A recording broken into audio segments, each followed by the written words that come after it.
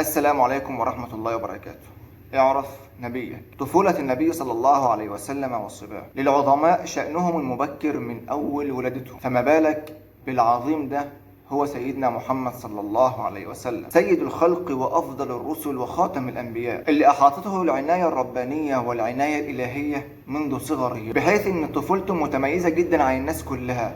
وفي الكلام ده تهيئة من ربنا سبحانه وتعالى للنبي صلى الله عليه وسلم. ففي يوم الاثنين 12 من ربيع الأول في عام الفيل، ويوافق يوم 20 أو 22 من إبريل سنة 571، ولد أكرم الخلق في مكة المكرمة وفي أشرف بيت من بيوتها، فقد اصطفاه الله سبحانه وتعالى من بني هاشم، واصطفى بني هاشم من قريش، واصطفى قريشا من سائر العرب. فقد قال النبي صلى الله عليه وسلم: إن الله خلق الخلق فجعلني في خير خلقه، وجعلهم فرقتين فجعلني في خير فرقة، وخلق القبائل فجعلني في خير قبيلة، وجعلهم بيوتا فجعلني في خير بيتا، فأنا خيركم بيتا وخيركم نفسا. ونسب النبي صلى الله عليه وسلم من أطهر الأنساب، حيث لم يختلط في نسبه شيء من سفاح الجاهلية، وتمتد أصول هذه الطهارة حتى تصل إلى آدم عليه السلام. فقد قال النبي صلى الله عليه وسلم فيما رواه الطبراني: خرجت من نكاح ولم أخرج من سفاح، من لدن آدم إلى أن ولدني أبي وأمي، لم يصبني من سفاح الجاهلية شيء. نشأ النبي صلى الله عليه وسلم يتيما، حيث توفى والده عند أخواله في المدينة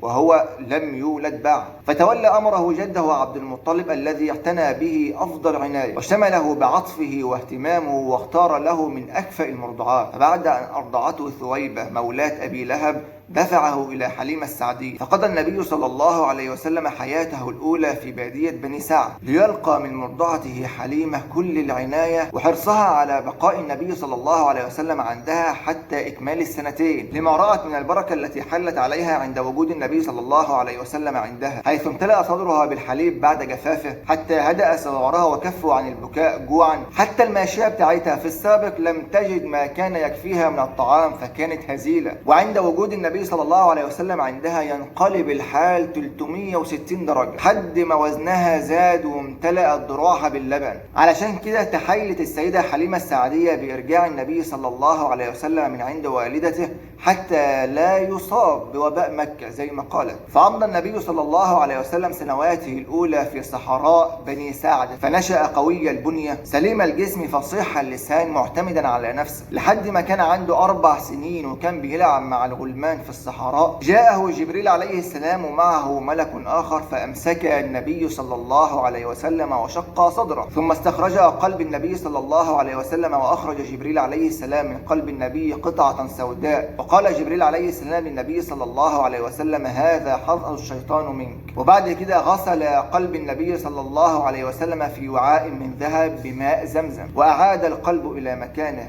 فهرع الأطفال والغلمان لما رأوا، لأنهم شافوا الحادثة بالكامل، راحوا جري للسيدة حليمة السعدية وحكوا لها اللي حصل، وقالوا لها: قد قتل محمد بن عبد الله. رجع النبي صلى الله عليه وسلم ويرتعد، فخافت السيدة حليمة عليه إن هو يكون قد أصابه مكروه، فرجعته لأمه وحكت لها اللي حصل. بس الغريب في الموضوع إن السيدة آمنة لم تخف ولم تجزع من اللي قالته السيدة حليمة، بل قالت لها: والله إني رأيت نورا عند ولادته أضاء قصور الشام. وبالحادثة دي نال النبي صلى الله عليه وسلم شرف التطهير من وساوس الشيطان له وضلالات الجاهلية، لما فيها من الإعداد الإلهي للنبي صلى الله عليه وسلم منذ صغره. وفضل النبي صلى الله عليه وسلم في مكة يتربى في أحضان والدته إلى أن بلغ 6 سنوات وتوفت والدته. توفت في قرية يقال لها الأبواء بين مكة والمدينة، فعوضه جده عبد المطلب عن حنان والديه وقربه إليه وفضله على سائر أبنائه. وفي يوم من الأيام جده عبد المطلب أرسله عشان يدور على حاجة في الصحراء،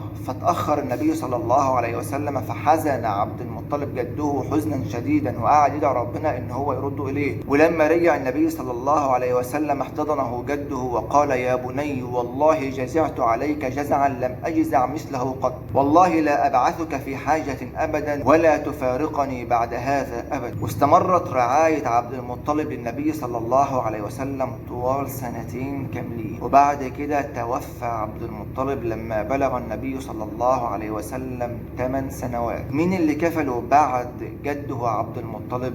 عمه أبو طالب كفله ورعاه أفضل رعاية، قدمه على أولاده وخصه بتقديم الاحترام، وفضل ينصره ويبسط عليه حمايته ويخاصم ويصالح من أجل النبي صلى الله عليه وسلم طيلة 40 سنة، حتى توفى عمه قبيل الهجرة ب3 سنوات. ومن هنا تقدر تشوف كيف توالت الأحزان على النبي صلى الله عليه وسلم منذ طفولته، سابت أثر كبير في قلب النبي صلى الله عليه وسلم. وده كان جزء من التقدير والحكمة في إعداد النبي صلى الله عليه وسلم، حتى لا يتأثر بأخلاق الجاهلية القائمة على الكبر والاستعلاء. فكانت تلك الأحزان سببا في رقة قلب النبي صلى الله عليه وسلم واكتسابه لمكارم الأخلاق، حتى صدق فيه وصف السيدة خديجة رضي الله عنها: إنه ليحمل الكل ويكسب المعدوم ويقر الضيف ويعين على نوائب الحق.